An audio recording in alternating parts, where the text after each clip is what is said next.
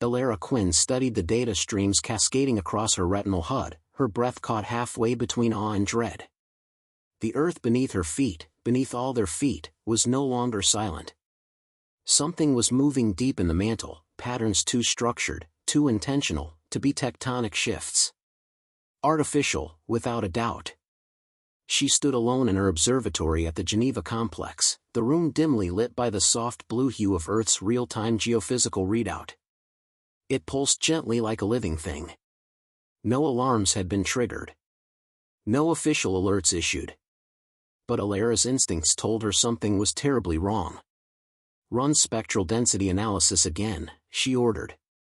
Her assistant AI chimed. "Analysis complete. 94.6% probability of synthetic origin." Elara leaned in, watching the seismic signature unfold like fingerprints pressed into the Earth's crust. Not just underground facilities, these were corridors, junctions. A network. And they hadn't been built by humans. She backed away, heart pounding. This wasn't just an incursion, it was preparation. The Galactic Council Hall towered above Lake Geneva like a polished obsidian dagger aimed at the sky. Inside, representatives of 57 alien species, including the human delegation, convened in stoic silence. The air shimmered with translational fields, language was no barrier here, only politics. Elara stepped forward, the hologram of Earth's interior blooming above her. Red veins traced the subcrustal constructs with eerie precision. She cleared her throat. These structures began forming 6 weeks ago. They're growing. Self-replicating, likely nano-engineered. Our instruments picked up radiation signatures matching those used by the Zelnaga Dominion. Murmurs spread like static through the chamber. High Chancellor Vexus, a crystalline being from the Vega Accords, tilted her translucent head. "Are you suggesting an invasion?" "I'm suggesting an infiltration," Elara said, voice steady. "We welcomed the Zelnaga to our diplomatic ports 5 years ago. Since then, our satellites have detected cloaked vessels, barely, skimming the atmosphere, launching nothing we could intercept. Until now." From the far end of the dais, a grating voice interrupted. Speculation. It was Envoy Talker, the Zelnaga ambassador, his armor gleaming with an oily sheen that never quite settled into a solid color. "Your accusations insult the Dominion. If Earth lacks planetary security, that is your failure, not our fault." Elara stared at him, unblinking. "Then you won't object to an independent investigation?" A long pause. "No," Talker said. "We object." And just like that, the chamber fell silent. That night, Elara sat in the undercroft of the Geneva complex, staring at encrypted data logs the Council refused to make public. The Zelnaga had vetoed the investigation, expected. But she wasn't about to let it go. Footsteps echoed. "Elara," came a voice from the shadows. She turned quickly. "General Riker. You shouldn't be down here." He stepped into the glow of the projector, his uniform dusty, his expression grimmer than usual. "Neither should you. But I figured you might be." He placed a data drive on the console. "We intercepted a shortwave burst from Antarctica. Not ours. Coded in Dominion syntax, bounced through 10 relay satellites before it terminated, straight into the Arctic Circle. Underground." Elara narrowed her eyes. "They're building a global infrastructure." Riker nodded. "Looks like a forward staging array. Quiet, concealed. They're not preparing to invade, they're already here." She stood, fists clenched. "We warned the Council. They refuse to act. They won't until it's too late." Elara looked up at the live feed of Earth, its surface serene, its depths burning red on her screen. "No," she said. "They won't. But I will." The following day, she initiated a secure call to an old contact, Ambassador Kalrek, a defector from the Veil Syndicate, once enslaved by the Zelnaga. The Veil were scavengers now, disbanded and dishonored, but Kalrek still held grudges. His face appeared in the transmission field, scaled and tired. "Elara Quinn. didn't expect to hear from you. I have evidence the Dominion has breached Earth. Calrec's tongue flicked. They always breach. It's what they do. We need to know how far they'll go. How deep they dig before they strike. Calrec leaned closer. You're not ready. You think they fight wars like you do, with fleets and firepower? No. They corrode. Eat through the heart of your planet until your people beg for assimilation. Illyra's voice hardened. That won't happen. You better hope not, Calrec said. Because when the Dominion finally speaks, it's not with words. It's with silence, after everything worth defending is gone. By midnight, Illyra had initiated a Black Protocol breach of the Earth Defense Nexus, unauthorized, yes, but necessary. She streamed real-time data into a remote transmission line, piggybacking on an old Martian diplomatic relay the Dominion hadn't yet compromised. As she coded in the final sequence, a low hum filled the observatory. Then the mainframe flickered. A new message appeared, just 5 words, and signed. No protocol. No encryption. Just raw signal. We were polite. That's about to change. Illyra stared, her blood running cold. The Dominion hadn't sent it. Earth had. The message haunted her. Illyra Quinn replayed the signal 10 times. Same 5 words. Same quiet fury. She ran decryption protocols, voice pattern analysis, even linguistic forensics. Nothing matched. No trace of known AI, human origin, or alien code. The voice, flat, deliberate, sounded like it came from Earth itself. It wasn't a warning. It was a promise. By morning, she had a plan, and no approval. She routed a secure burst to Calrec. Coordinates. Time. Geneva's under level 5, a former cryo-storage vault repurposed for off-record diplomacy. She didn't wait long. The chamber door hissed open, and the Veil stepped through, tall, robed in scorched synth leather, his insectoid eyes twitching with unease. You move fast for someone bound by a council, Calrec said. I'm done waiting on committees, Illyra replied. Calrec chuckled softly, a low chittering sound. Then maybe there's hope for your species yet. She placed a holopad on the table. It projected 3-dimensional schematics of Earth's crust, layered with Dominion signatures. They're building something under every major tectonic plate. Geothermal arrays, probably, energy collectors. Calrec scanned the image, nodding slowly. And if they finish? They won't need ships. Earth itself will fold. They'll hollow it, leave the shell, and power their war engines for decades. Calrec tapped one clawed finger on a glowing node. Here. This isn't energy capture. This is command infrastructure. They're anchoring something. Not planetary, they're trying to phase in a structure. Like what? He looked up. A relay gate. The kind that brings the fleet. Illyra's throat tightened. Then we're out of time. By the following cycle, Illyra assembled her list. 10 species. None in the Council's good graces. All had reasons to hate the Dominion. Smugglers, exiles, remnants of civilizations the Xel'Naga had dismantled or absorbed. She contacted each under burner protocols, coded messages disguised as trade reports or diplomatic error logs. Most didn't respond. 3 did. And 1 came in person. The next night, a stealth cruiser broke Earth orbit and descended under a visual suppression field. It docked at a forgotten service port on the outskirts of the Himalayan Research Network. Illyra waited alone at the airlock, pulse rapid, hand hovering near the concealed stunner in her coat. The ramp lowered, and a tall, armored figure stepped out, tail sweeping behind him in slow, deliberate arcs. A Drenethi warlord, Commander Sirik, former scourge of the Bastion Rim. Illyra Quinn, Sirik said, removing his helm. His voice was dry, gravel smooth. Last time we spoke, I was threatening to cut off your trade routes. I remember, Illyra said. You lost that battle.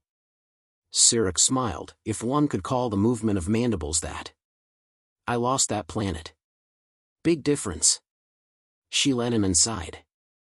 An hour later, she presented her strategy to a shadow circle of exiles and rogue tacticians, Calrec, Cyric, and a holographic stream of Admiral Jell-Len of the Oberon Free Clade, an aquatic species that had survived Xel'Naga eradication by retreating into deep ocean sanctuaries.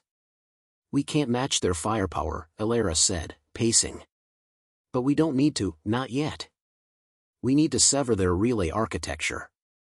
Without that gate, the fleet won't come. If we hit their anchor points fast, hard, we can stall them. Calrec raised a brow. An Earth's own defense grid? They won't help. I don't need permission, she said, teeth gritted. Just access. Cyric chuckled. You'll get your war, human. But you'll lose more than you know. Then we lose fighting, she snapped. They nodded. The storm had gathered. The next 48 hours moved like fire through dry leaves. Calrec transmitted Dominion encryption masks stolen decades ago. Cyric provided orbital camouflage drones to shadow their movements. Jell-Len rerouted a deep-sea subcarrier from the Oberon trenches to position under the Indian Plate, a critical anchor. Earth's governments, still locked in procedural deadlock, remained unaware. Elara slipped back into the Geneva complex under forged credentials. She accessed the seismic control grid and inserted a bypass, one that would send a microshock burst into the deepest known Dominion structure beneath the Andes. A test. The tremor was brief. Contained. But the response came faster than expected. An object, spherical, matte black, rose from a crevasse in Chilean territory and launched into low orbit. Not a probe. A beacon.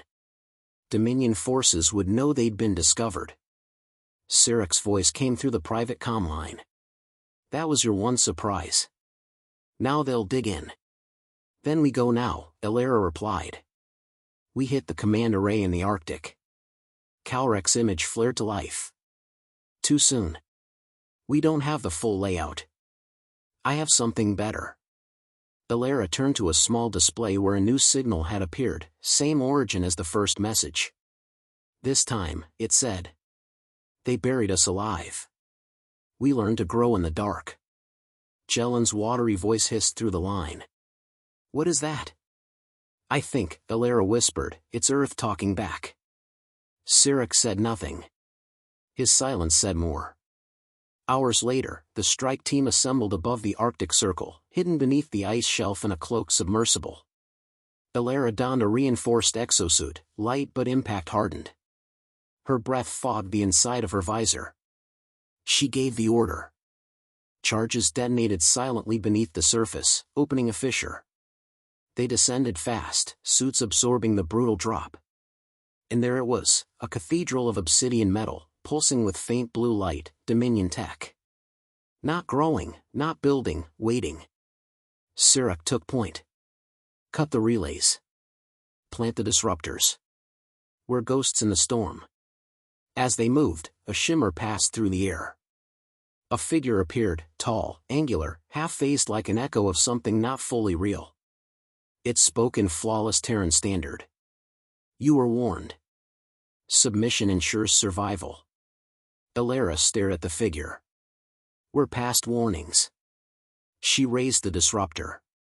Fired. The relay pulsed once, then cracked. An unnatural silence fell. Above them, in Earth's orbit, the beacon went dark. Below, something deep in the planet rumbled, not in fear, but in recognition. The world was waking. The Dominion didn't wait.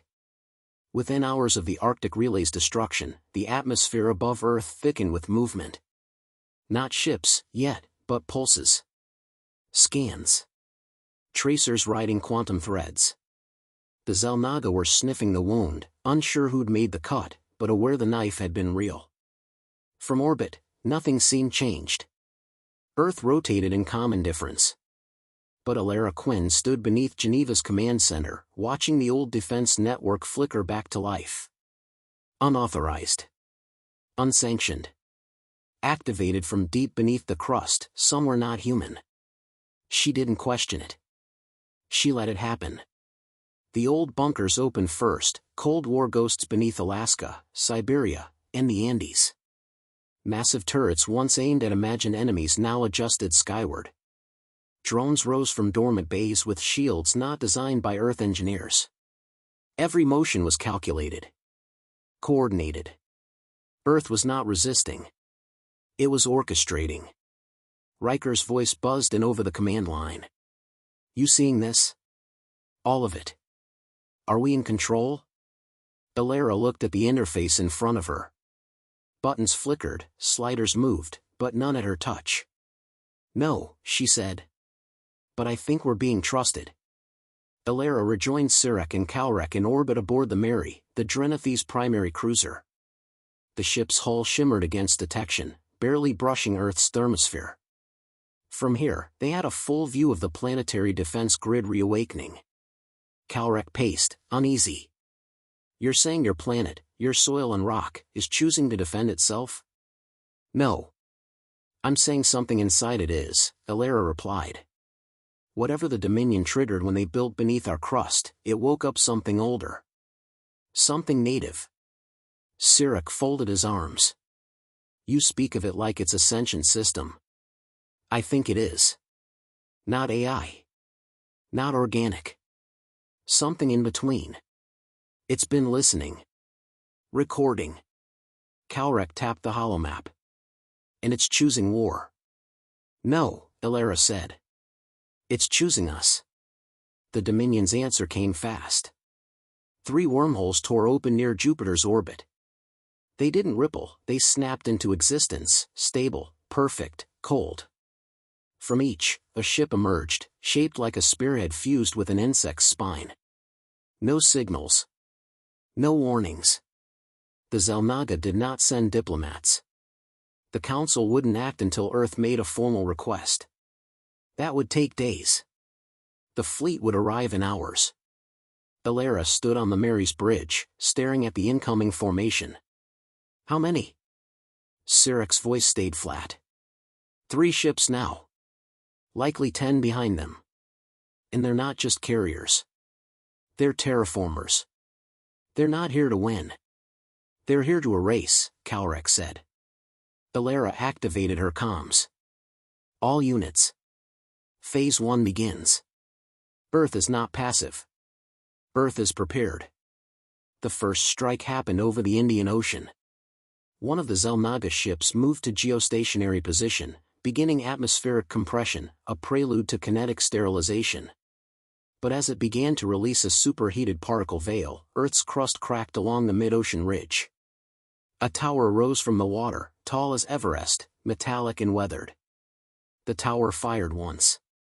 The Dominion ship crumpled inward. No explosion. No debris. Just a silent collapse, as if space folded around its spine.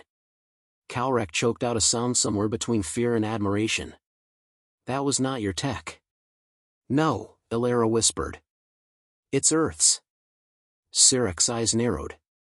2 more ships. Closing on South America and the Arctic. Elara tapped the console. Initiate relay disruptors. Sever their planetary link. Kalrek hissed. That will trigger fleet deployment. They've already committed, she said. We just haven't shown our hand yet. Over the Andes, the second Dominion ship deployed anchor spikes into the mountains. The land screamed in seismic waves, trying to resist the forced integration.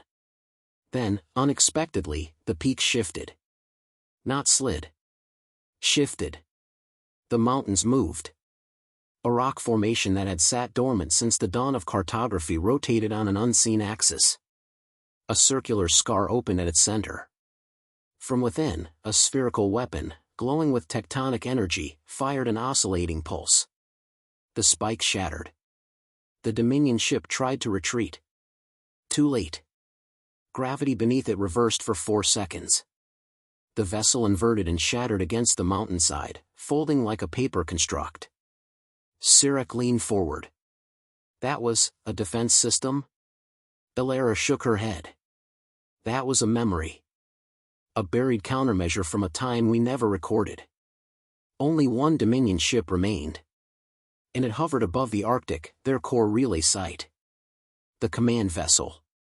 And it wasn't moving. "We go now," Elara said. The Mary descended. Coated in magnetic shroud and phase mesh, it breached Earth's upper layers like a ghost. The Dominion vessel had begun anchoring again, this time burrowing fast, ignoring its fallen kin. It wasn't cautious. It was desperate. Calrec armed the breach pods. 10 seconds. Elara's squad dropped through the ice, her, Sirik, and 3 Oberon strike swimmers, each carrying charged collapse blades. They landed on the hull. And it moved. The ship had no external defense. Its skin pulsed, organic and shifting. But it responded. Turrets sprouted from nothing, firing plasma bursts. Sirik rolled, dropped 2 with surgical strikes. The Oberons darted forward and began the breach. Elara planted the final charge, then turned back toward the sky. The stars flickered. More wormholes. Dozens. She opened a comm to Earth's surface. Now. What happened next wasn't a battle. It was a response. The planet shook, not with fear, but with purpose. Around the globe, old monuments pulsed, Stonehenge, Teotihuacan, the ruins of Göbekli Tepe. Not relics. Relays. Ancient failsafes. The sky brightened with Earth's retaliation. Energy surged from nodes no scientist had ever fully understood. Weapons that hadn't existed in any human database targeted the incoming wormholes. And they closed. Not destroyed. Denied. Elara's charge detonated. The Dominion command vessel screamed as its core flared, then went dark. Dead in orbit. She stared out from the Arctic shelf, wind burning her face through the cracked helmet. All around her, the ice shifted, but held. Earth was steady. Sirik landed beside her, bruised and bloodied. "It's done." Calrec's voice broke through static. "The fleet, it didn't come through. Your planet said no." Elara took a long breath. "We were polite. For centuries. We tried diplomacy. We followed the rules." She looked up. "But now they know. Earth doesn't kneel.